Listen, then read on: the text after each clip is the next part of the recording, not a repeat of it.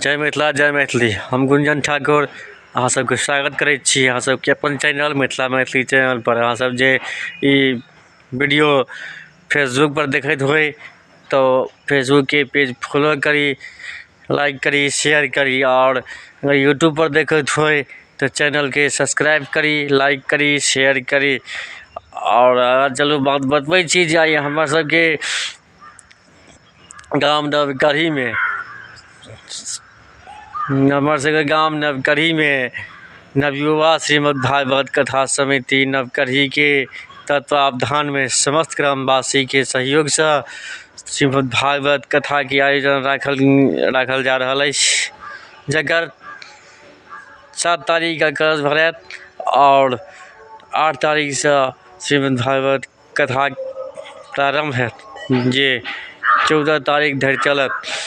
14 जनवरी धरि 15 तारीख की हवन है।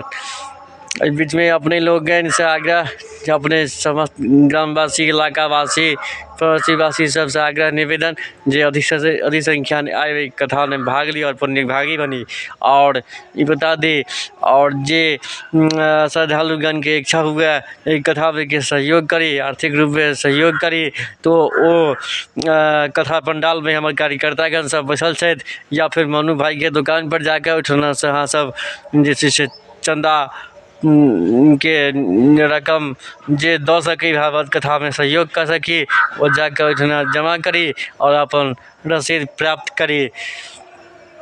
और ओना हमारे चैनल पर में अहाँ सबके नंबर दिल गेल जे अहाँ के अथी पर गूगल पे, फोन पे, पेटीएम पर जे से यहाँ पाई भेज के अपन रसीद प्राप्त कर सके छी। जे क्यों बाहर से वो हाँ अकाउंट पर पाई डाल के अपन रसीद प्राप्त कर सके छी। श्रीमद् भागवत कथा समिति नवकरह के सहयोग कर सके छी। धन्यवाद अपने लोग के, अपने लोग सहयोग करी और अधिक से अधिक संख्या में कथा में भाग ली। और आगे चलो दिखा दी छी जगह पर तैयारी से जोर से चल रहा है, पंडाल सब बन रहा है, मंच तैयार भ रहा है। ये सब चीज अहाँ सबके चलो दिखा दी छी किछ जोर शोर पर पंडाल स्टेज तक तैयारी कल जा रहा है।